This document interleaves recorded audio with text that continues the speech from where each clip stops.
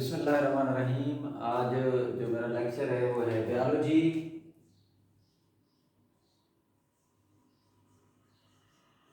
And service of Mankind. यानी biology का हमने रोल देखना है कि इंसान की खिदमत में ये किस तरह रोल अदा कर रही है। इसमें 3 फील्ड के हवाले से हम बात करेंगे। पहली मेरी जिसकी आज हम बात करने वाले हैं वो है फूड प्रोडक्शन के हवाले से, और इसके साथ साथ जो नेक्स्ट हम बात करेंगे वो है कंबैटिंग अगेंस्ट डिजीजेस। बीमारियों से किस तरह बायोलॉजी जो है वो रोल अदा कर रही है लड़ने में, ख़त्म करने में। और तीसरी हेडिंग जो हम बात करेंगे वो होगा protection and conservation of environment. तो फूड प्रोडक्शन के हवाले से अगर हम बात करें तो फूड प्रोडक्शन को ट्रेमेंडसली इंक्रीज किया गया है, बहुत ज़्यादा बढ़ाया गया है with the knowledge of biology. किस तरीके से कि बायोलॉजी के इल्म की बदौलत there is the introduction of new varieties, नई अकसाम का, चाहे वो एनिमल की थी चाहे प्लांट की थी, उनका तारुफ कराया गया है।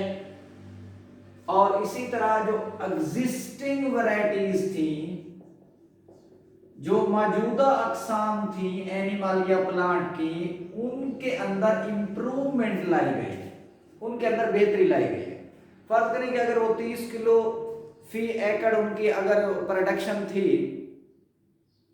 तो या 30 मन, तो अब उनको बढ़ा के 50 या 40 के करीब मन फी एकड़ उनकी प्रोडक्शन को इंक्रीज किया गया है।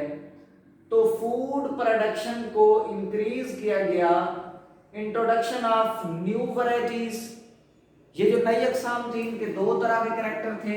एक ये डिजीज रेजिस्टेंस थी, यानी मतलब ये हुआ कि ये बीमारियों के खिलाफ कुव्वत मुदाफियत रखती थी, मुज़ाहमत रखती थी कि बीमारियों के कम से कम इन पे अटैक होते थे। और दूसरा ये हाई यील्डिंग थी, इनकी जो पैदावार थी, प्रोडक्शन थी, वो ज्यादा थी। तो लाज़िम बात है इससे फायदा हासिल होगा। तो ये न्यू वैरायटीज का इंट्रोडक्शन किया। दूसरा जो एग्जिस्टिंग वैरायटीज थी, जैसे मैंने एग्जांपल दी प्रोडक्शन के हवाले से, उनके अंदर इंप्रूवमेंट लाई गई, यानी उनकी प्रोडक्शन को बढ़ाया गया। इसी तरह जो एनिमल और प्लांट ब्रीडर्स हैं, जो एनिमल और प्लांट की नस्ल को आगे बढ़ाते हैं, उन्होंने through selective breeding, selective breeding कहते हैं मुंतखब शुदा अकसाम को आपस में क्रॉस कराना, यानी जिनकी आमतौर पर प्रोडक्शन बेटर हो उन्हीं को क्रॉस कराया जाए तो उनसे ज्यादा बेटर कैरेक्टर आगे हासिल हो जाए। इसे हम कहते हैं सेलेक्टिव ब्रीडिंग। यानी एनिमल और प्लांट ब्रीडर्स ने through selective breeding by using the principle of genetics, उन्होंने जेनेटिक्स के जीन्स के असूलों को लागू करते हुए, समझते हुए उनके अंदर सेलेक्टिव ब्रीडिंग कराई। और इन सेलेक्टिव ब्रीडिंग का रिजल्ट क्या हुआ कि हमारे पास अब न्यू वैरायटीज का इंट्रोडक्शन हुआ। और ये जो न्यू वैरायटीज थी, मैंने कहा इनके पास दोनों कैरेक्टर थे, यानी डिजीज रेजिस्टेंस भी थी और हाई यील्डिंग भी थी। और ये न्यू वैरायटीज आमतौर पे अगर प्लांट के हवाले से बात करें तो जी वीट के हवाले से बात करें, कॉर्न, मकाई है, राइस एंड सो ऑन। अगर एनिमल के हवाले से बात करें तो आमतौर पे काउज हैं, इसी तरह चिकन्स हैं एंड सो ऑन।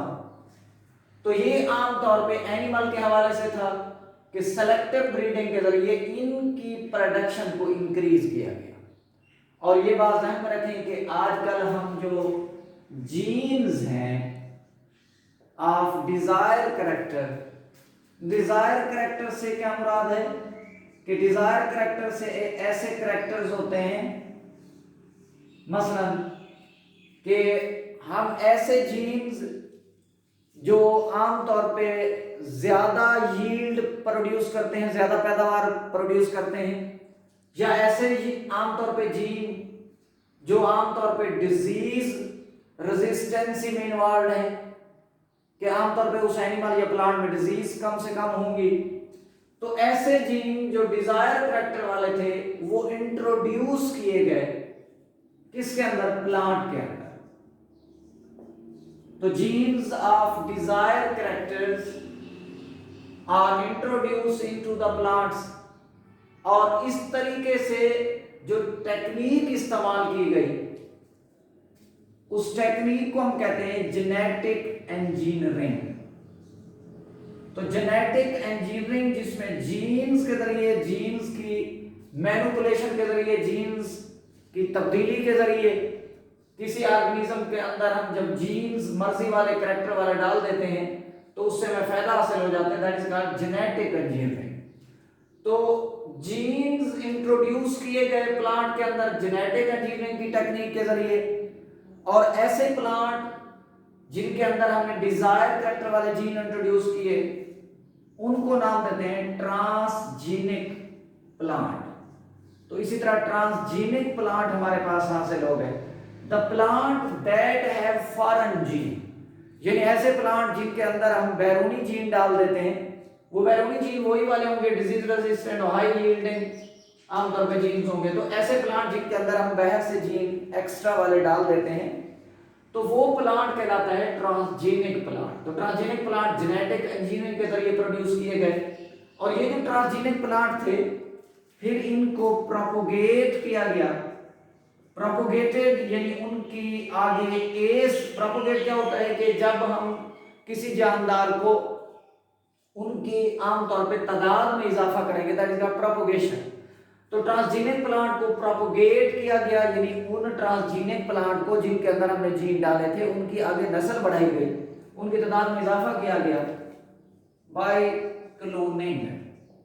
क्लोनिंग जो है ये एसेक्सुअल रिप्रोडक्शन का मेथड है जिसमें हम आइडेंटिकल प्लांट या ऑर्गेनिज्म हासिल करते हैं, हूबहू उस जैसे हम ऑर्गेनिज्म हासिल करते हैं, तो इसे हम कहते हैं क्लोनिंग। तो ट्रांसजीनिक प्लांट जो है are propagated by cloning using the technique of tissue culture technique। यहां भी जो टेक्निक इस्तेमाल की गई वो थी टिश्यू कल्चर टेक्निक। वो ये होता है कि किसी प्लांट के अंदर जब हम एक सेल में जीन डाल देते हैं तो हम उसको खास मीडियम में ले जाते हैं, और उस मीडियम के अंदर वो आमतौर पे सेल डिवाइड होके आम टिश्यू बना लेता है, और फिर उस टिश्यू से कंप्लीट प्लांट यानी रूट, स्टेम और लीव्स डेवलप हो जाते हैं। That is called tissue culture technique. तो ट्रांसजीनिक प्लांट प्रोपोगेट किया क्लोनिंग करा के, यानी एसेक्सुअल रिप्रोडक्शन के जरिए, और जो हमने टेक्निक इस्तेमाल की वो थी टिश्यू कल्चर टेक्निक। दूसरा ये होता है कि जो आमतौर पे प्लांट पैथोजेन्स हैं, जो प्लांट के अंदर डिजीज काज करते हैं, मिसाल के तौर पे हम उन्हें पेस्ट का नाम देते हैं, और पेस्ट को डिस्ट्रॉय करने के लिए जो केमिकल यूज करते हैं, these are called the pesticides. तो ये पेस्ट डिफरेंट टाइप्स के हैं, मसलन ये इंसेक्ट भी हो सकते हैं, ये हार्ब्स भी हो सकते हैं, ये प्लांट भी हो सकते हैं, जड़ी बूटियां वगैरह, और इसी तरह ये फंजाई भी हो सकते हैं।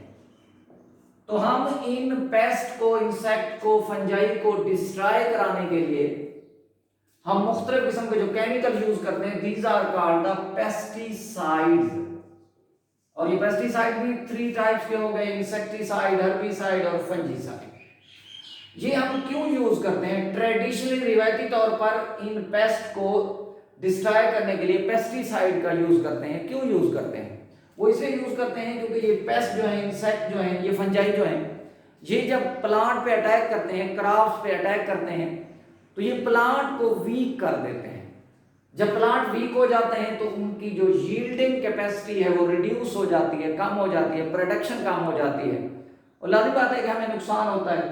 तो इसलिए हम इनको फिर ट्रेडिशनली तौर पर, रिवायती तौर पर हम पेस्टिसाइड के जरिए, इंसेक्टिसाइड या फंजीसाइड के जरिए हम डिस्ट्रॉय कराते हैं। लेकिन मसला ये है कि हम पेस्ट तो कंट्रोल करवा लेंगे इन केमिकल से, लेकिन मसला ये है कि ये जो केमिकल्स हैं, ये जो आमतौर पे पेस्टिसाइड्स हैं, ये जो इंसेक्टिसाइड्स हैं, दीज पोजेस, ये पोज करते हैं, ये लागू करते हैं टॉक्सिसिटी, ये टॉक्सिसिटी आमतौर पे प्रोड्यूस करेंगे, जहरीलापन प्रोड्यूस करेंगे।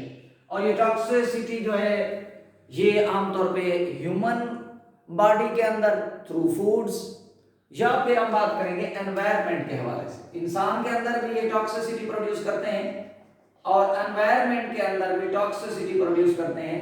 और इस प्रोसेस को हम पॉल्यूशन नाम देते हैं कि जब एनवायरनमेंट के अंदर टॉक्सिसिटी केमिकल भी शामिल हो जाती है तो दिस इज कॉल्ड पॉल्यूशन।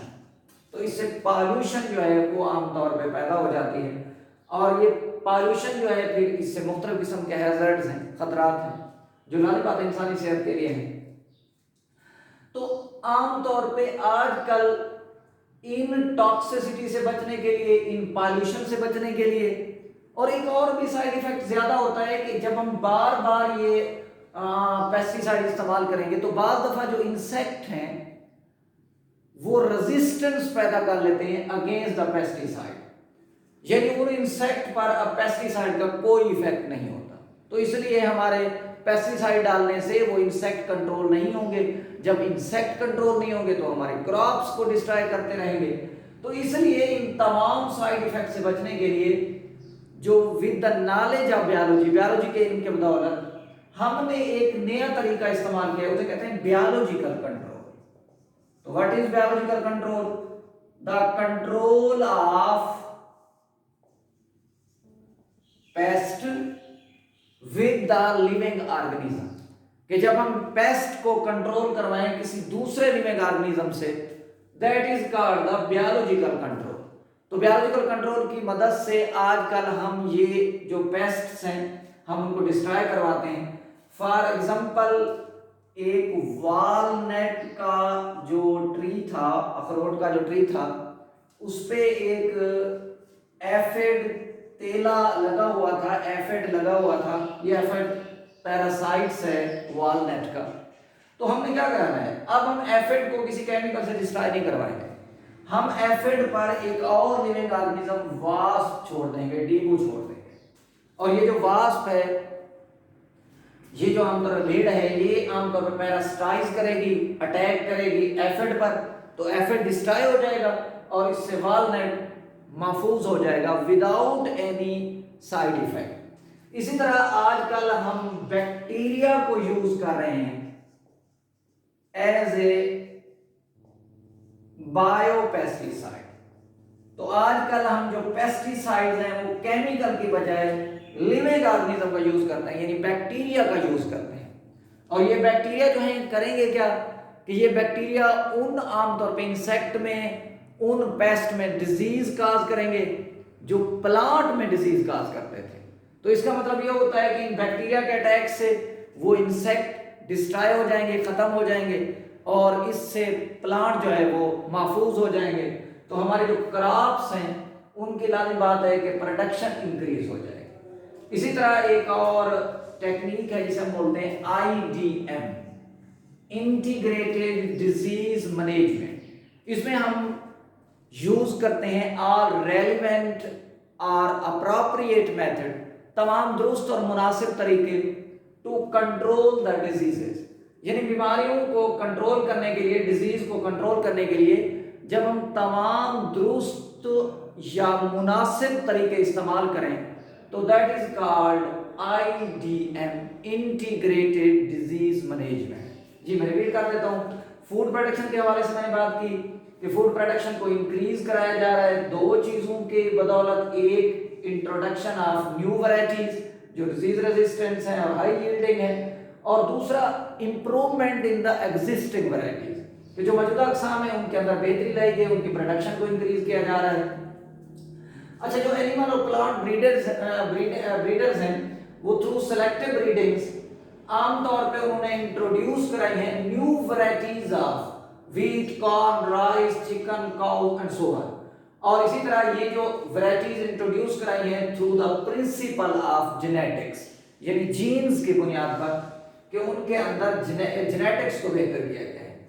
और इसी तरह जो डिजायर जीन्स हैं, जो मर्जी के करैक्टर्स वाले जीन्स हैं, यानी disease resistant gene, high yielding gene, ये आजकल प्लांट के अंदर डाले जा रहे हैं, इंट्रोड्यूस कराए जा रहे हैं। और टेक्निक जो इस्तेमाल होती है वो है जेनेटिक इंजीनियरिंग। और ऐसा प्लांट जिसके अंदर हम जीन इंसर्ट कर देते हैं, डाल देते हैं, और ये प्लांट ट्रांसजेनिक प्लांट कहलाता है। The plant that have foreign gene called transgenic plant. Transgenic plant क्योंकि सेक्सुअल रिप्रोडक्शन से वो करैक्टर आगे ट्रांसफर नहीं होते, तो फिर हम एसेक्सुअल रिप्रोडक्शन का सहारा लेते हैं, क्लोनिंग का सहारा लेते हैं। तो ट्रांसजेनिक प्लांट को प्रोपोगेट किया जाता है, बढ़ाया जाता है, हाँ, क्लोनिंग के जरिए, by using the technique of tissue culture technique. और इसी तरह फिर मैंने कहा कि आमतौर पे जो मुख्तलिफ किस्म के प्लांट पैथोजेंस हैं, ये जैसे फंजाई हो गए या इंसेक्ट हो गए, ये डिस्ट्रॉय करते हैं प्लांट को, प्लांट के अंदर डिजीजेस काज करते हैं, तो प्लांट वीक हो जाते हैं, प्रोडक्शन कम हो जाती है। तो हम इनको ट्रेडिशनली कंट्रोल करवा लें डिफरेंट टाइप के इंसेक्टिसाइड या फंजीसाइड, जिन्हें हम पेस्टिसाइड भी कहते हैं, उनके जरिए। ठीक है, ये पेस्ट तो कंट्रोल हो जाएंगे, लेकिन पेस्टिसाइड का जो इफेक्ट है वो टॉक्सिसिटी है, इंसान की सेहत पर है, एनवायरनमेंट पे पॉल्यूशन का सबब है। और इसी तरह बाज इंसेक्ट जो है वो इन पेस्टिसाइड के खिलाफ रेजिस्टेंस भी प्रोड्यूस कर लेते हैं, तो फिर उन्हें कंट्रोल करना प्रॉब्लम हो जाता है। तो आजकल with the knowledge of biology हम बायोलॉजिकल कंट्रोल कर रहे हैं, यानी control of paste with the other living organism, कि एक लिविंग ऑर्गेनिज्म को डिस्ट्रॉय करने के लिए हम दूसरा लिविंग ऑर्गेनिज्म इस्तेमाल करेंगे, that is called biological control. जैसे वॉलनट पर एफिड मौजूद था तो हमने उसे वास्प से खत्म करवा दिया। इसी तरह आजकल बैक्टीरिया को यूज किया जा रहा है एज ए बायोपेस्टिसाइड, यानी पेस्टिसाइड के तौर पे केमिकल के बजाय हम बैक्टीरिया यूज करेंगे, और बैक्टीरिया उन पेस्ट के अंदर डिजीज काज करेंगे, जिसकी वजह से पेस्ट डिस्ट्रॉय, तो प्लांट जो है या क्रॉप जो है हमारे पास वो महफूज हो जाएंगे। इसी तरह जो टेक्निक लास्ट मैंने बात की है वो IDM, इंटीग्रेटेड डिजीज मैनेजमेंट। ये ऐसी टेक्निक है जिसके जरिए हम कोई भी इनमें से, हाँ जी, कोई मुनासिब और दुरुस्त तरीका, अप्रोप्रिएट और रेलिवेंट कोई मेथड यूज करें to control the disease, that is called IDM।